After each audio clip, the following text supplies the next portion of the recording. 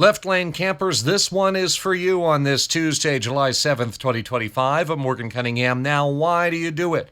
It happened to be earlier today. I was on I-84 eastbound in Hartford, and there was just some clown that would not get out of the left lane. They had plenty of lane ahead of them, plenty of space to get out of the way, to speed up, to pass. There were dump trucks. There were big rigs next to me, and I had intended to pass them. Frankly, I couldn't. Not for minutes at a time, because traffic ended up congesting because of this person's inability to pass properly. Now, chances are, if you've been on a Connecticut highway, maybe elsewhere, this I don't believe is unique to Connecticut, chances are you've had this happen to you.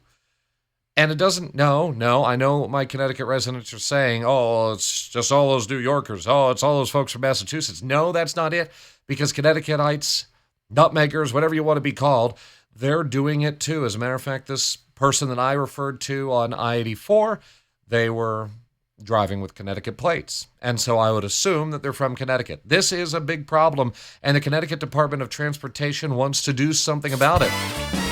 But what are they going to do, and how are they going to do it? Well, they're going to start with education. That's part number one.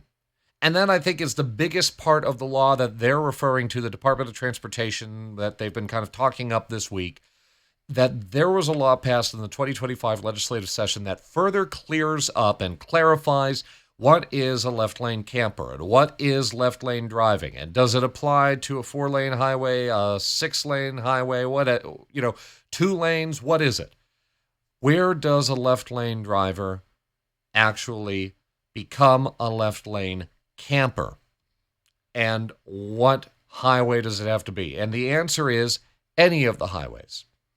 And starting next fall, they're going to have funding in place for the DOT to install signs across the state to remind, to re-educate. If you already have your license, you ought to know this, but apparently people have forgotten, so they're going to put up more signs to help educate people to know that, all right, guess what? You're in this far extreme-most left lane, and you need to get out of it because you really shouldn't be traveling there. You can't be traveling there. It's just for passing. And it creates a safety hazard because people can't get by. Then you have people trying to pass on the right. We've all seen that, okay? And then you have ambulances that are trying to pass with a medical emergency going on, and they can't get by, or other EMTs and first responders, they can't get by because somebody can't get out of the left lane. They're traveling in it, and they shouldn't be. So I've seen a few of these signs. I've seen them on I-84 eastbound between Danbury and Waterbury, maybe 3 of them. There aren't many. And you're going to start to see more of those across highways in Connecticut starting next fall. The big question, though, is enforcement. What can be done to enforce this? And I really don't have a good answer, because what if you have a trooper that's parked on the side of the highway? Well, if you're monitoring the flow of highway travel, it's going to go by pretty fast, and you're not going to be able to tell who is actually trying to make a pass very easily, at least, versus somebody who is traveling in that left lane. Do you have a trooper that gets in the left lane and tries to clear it, and assuming so that people who are in the left lane, they're going to see a trooper, lights on or not, and they're going to say, oh, gee, I should get out of the lane.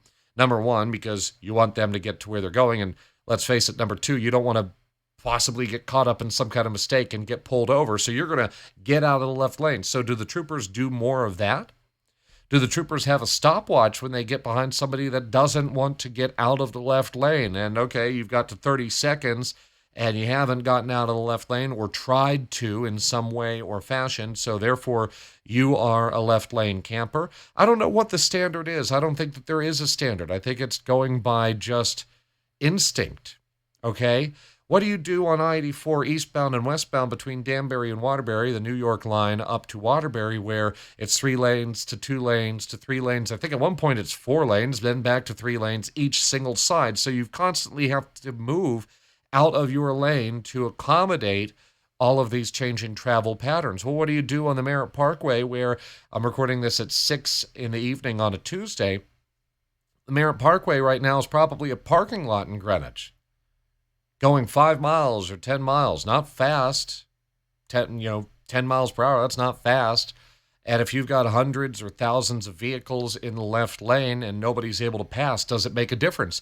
But does that constitute legally as a standard of traveling in the left lane? I would think not, but I don't know. I've never seen that particular scenario enforced, but it raises a good question. So I don't think that this bill is about enforcement because this enforcement law has already been on the books.